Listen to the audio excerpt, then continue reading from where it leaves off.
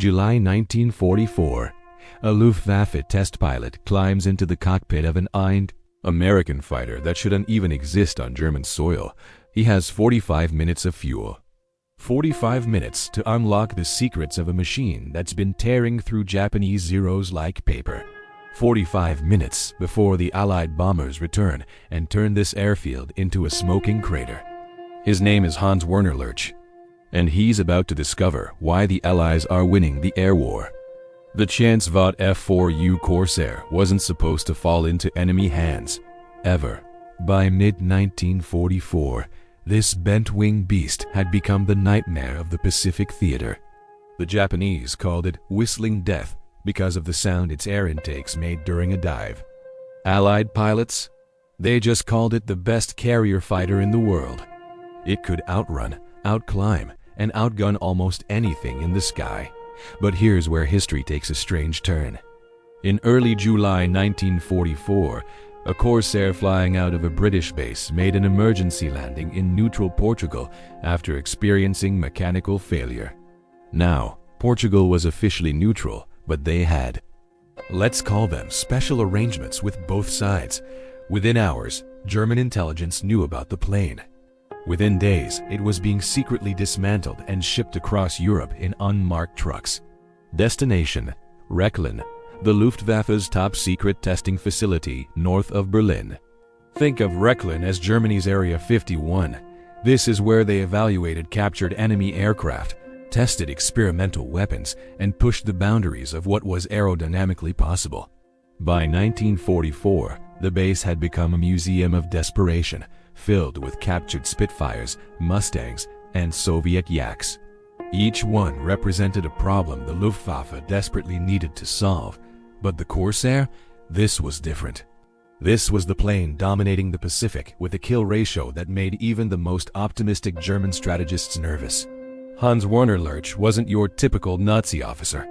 At 32, he was already one of the Luftwaffe's most experienced test pilots, with over 2,000 hours flying everything from obsolete biplanes to cutting-edge jets. But what made Lerche truly exceptional was his mind. He didn't just fly planes, he understood them. He could feel what an aircraft was trying to tell him through the stick, the rudder, the subtle vibrations that separated a masterpiece from a coffin. And he wasn't a true believer in the Nazi cause, which made him rare at Rechlin in 1944. Years later, he'd write in his memoirs about the growing sense of doom that hung over the airfield that summer. Everyone knew Germany was losing. The question wasn't if, but when. Still, there was a job to do. When Lerche first saw the Corsair sitting in the hangar, he walked around it 3 times in silence. The inverted gull-wing design immediately caught his attention. It was bizarre, almost comical looking from certain angles. But Lerche knew better than to judge a fighter by its appearance. This wing design served a purpose, and he needed to figure out what. The briefing was simple. Take it up. Push it to its limits. Find its weaknesses. They had intelligence reports, sure, but nothing compared to actually flying the machine. The problem? Allied reconnaissance had spotted increased activity over Rechlin. Bomber formations were being redirected. They had maybe a day, possibly less, before the base became a target. Lerche would get one flight, one chance to unravel years of American engineering. He climbed into the cockpit at 0600 hours as the summer sun was just breaking over the pine forests surrounding the airfield. The fuel tanks were filled to give him 45 minutes of flight time, enough to run a complete evaluation, but not enough to waste a single second. The moment Lerche fired up that massive Pratt & Whitney R2800 engine, he knew he was dealing with something special. 18 cylinders, 2,000 horsepower. The entire aircraft shook with barely controlled violence, like a tiger straining against a chain. German fighters were powerful, sure, but this was something else entirely. This was American industrial might condensed into a single radial engine. He released the brakes. The acceleration was shocking. The Corsair leaped forward with a thrust that pushed Lerche back into his seat. Within seconds, the tail came up. Within seconds more, he was airborne, far quicker than any German fighter he'd flown. But the real revelation came when he started putting the Corsair through its paces. First test, rate of climb. Lerche pointed the nose skyward and opened the throttle. The Corsair clawed toward altitude like it was angry at the sky itself. 3,000 feet per minute. German pilots were used to good climb rates, but this was absurd. In a dogfight, altitude is life.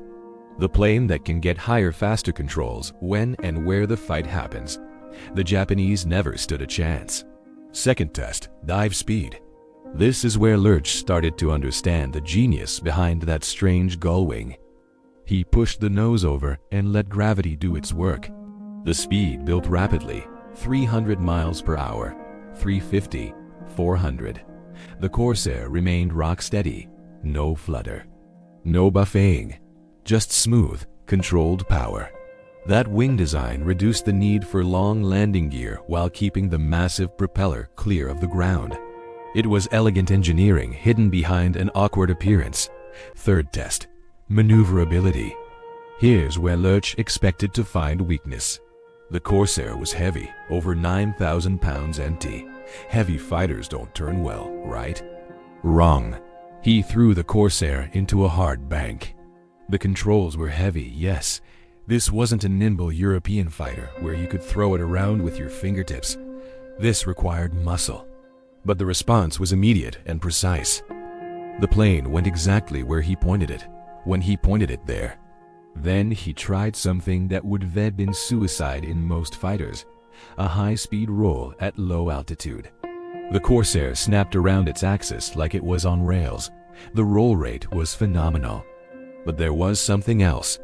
Something that took Lerche a few minutes to identify: visibility.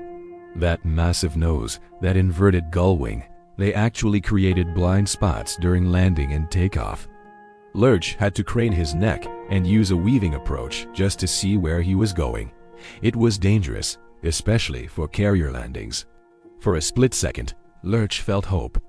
This was the weakness they could exploit. Then he realized the truth. The Americans already knew.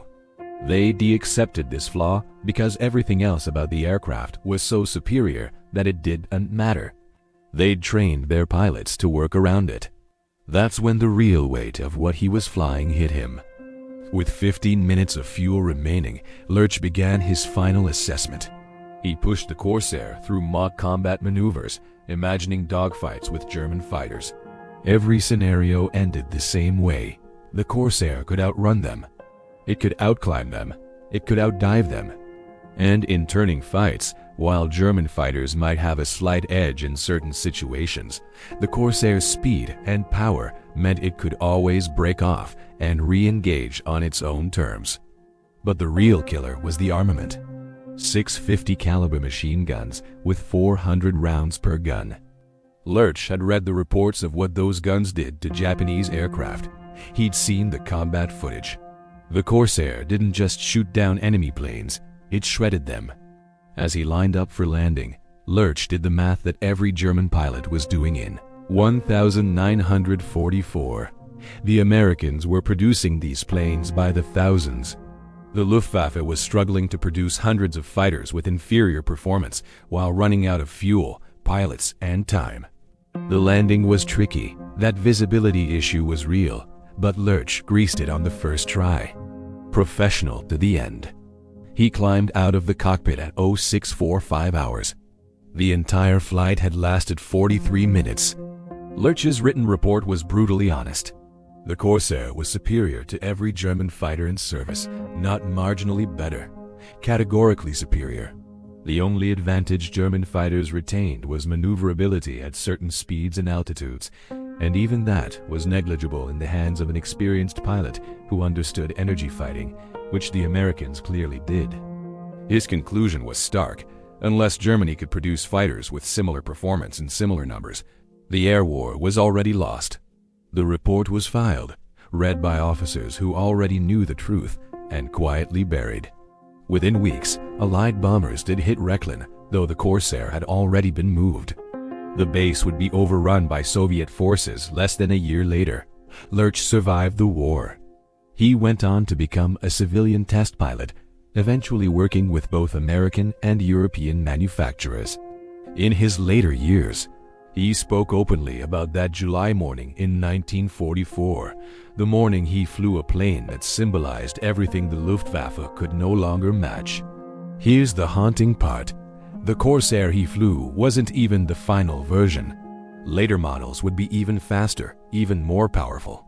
The F4U Corsair would go on to serve through the Korean War and beyond, racking up over 2,000 confirmed aerial victories. It became one of the longest-serving fighter aircraft in U.S. military history. And it all could be understood in 45 minutes by a German pilot who recognized genius when he flew it. Sometimes in war, there are moments of absolute clarity. Moments when propaganda falls away and truth stands naked in front of you. For Hans Werner Lerche, that moment came 30,000 feet over a doomed German airfield, flying an enemy machine that represented not just superior engineering, but an entire industrial ecosystem his country could never hope to match. He had 45 minutes to discover why the Corsair was unstoppable. It took him about 5. If you found this story fascinating, hit that like button and subscribe for more deep dives into the moments that changed history. Drop a comment below. What aircraft story should we cover next? Until next time.